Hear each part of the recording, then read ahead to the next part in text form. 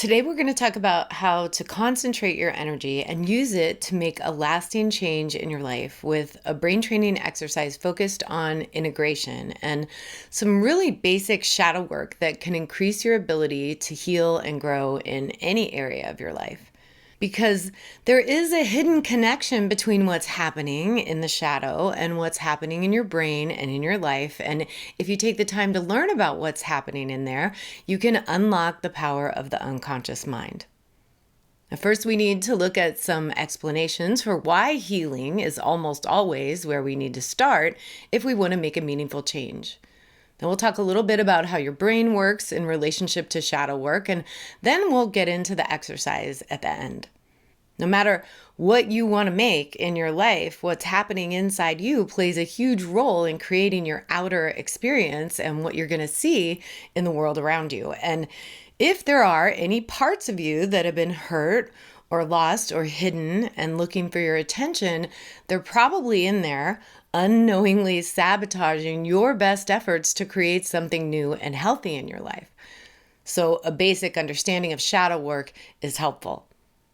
In this extremely simplified map of the psyche, you've got the ego, the self, and the shadow. With the ego running the show in the conscious mind most of the time to help you interact with everything that's happening in your outer world, and everything that's happening in the shadow representing your inner world and the collective unconscious.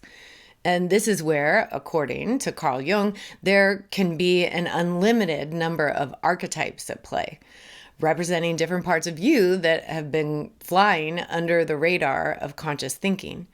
And at the center, the self is the ultimate archetype, representing the personal unconscious, encompassing both the conscious and unconscious mind, with integration and healing and wholeness as the ultimate goal.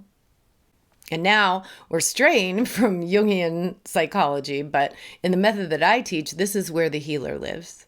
The healer is the part of you that fully understands the integration process. It knows how to balance masculine and feminine energy. It walks alongside all future versions of you and any past versions of you that still need healing. And it doesn't have anything to do with age or gender, and it doesn't care about ethnicity or the color of your skin. It doesn't care about any of that because the healer just wants to bring all parts of you together. It's focused on achieving wholeness because it knows that's the key to achieving a sense of oneness, not just with all parts of you, but with everyone and everything in the world around you. And there is a part of your brain that operates almost entirely on an unconscious level that we can train to work with the healer.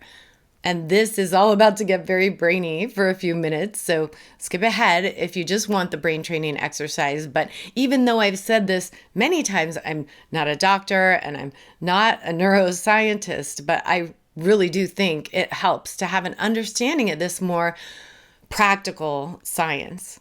This is how you start believing that what you're doing here really will work. The cerebellum is the little brain.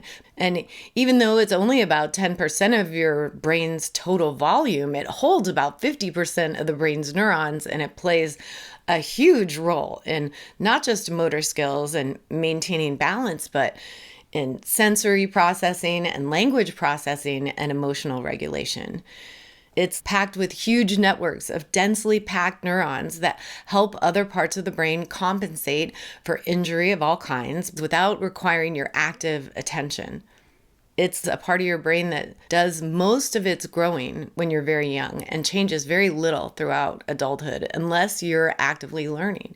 And because of neuroplasticity, and the brain's natural ability to rewire itself, learning new physical or mental skills can physically alter the structure and connectivity of the cerebellum.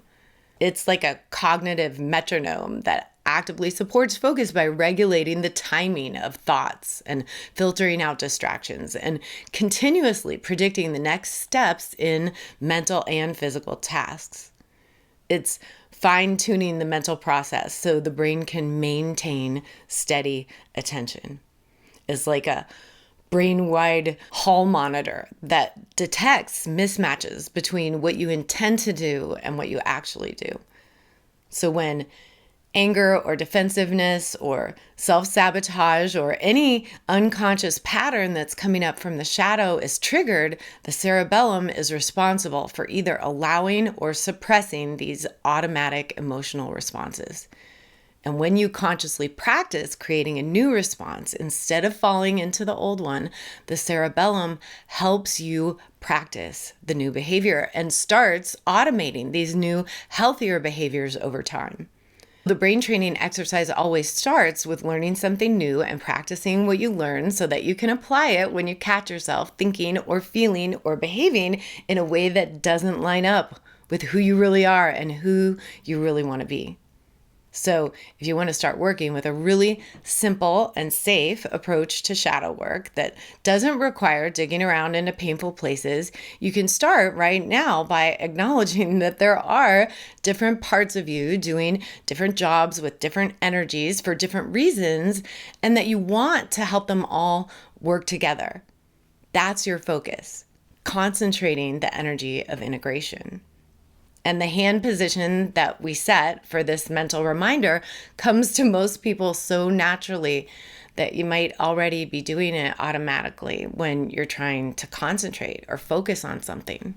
Hakini Mudra is the ruling seal. It's the hand gesture for mastery. And if you just take a second to picture all these different parts of you and your intentions to bring them all together, you'll be doing it right.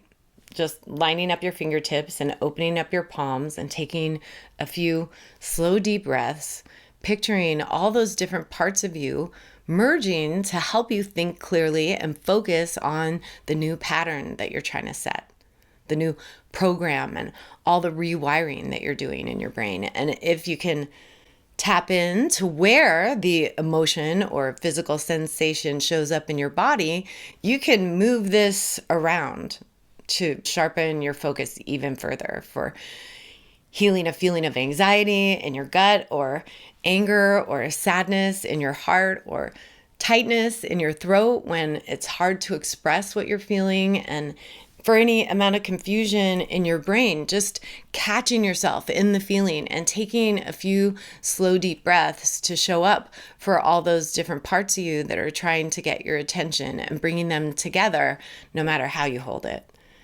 And every time you do that, you're building self-trust. You're proving to yourself, I can keep going. I can learn. I can recover. I can heal. And I can make more of what I want in my life right now by paying attention to what I'm feeling and learning something about myself and concentrating the energy of healing. And over time, your focus sharpens and you stop pouring energy into old patterns and you get more intentional with your thoughts and your habits and your relationships. And it just keeps getting easier over time.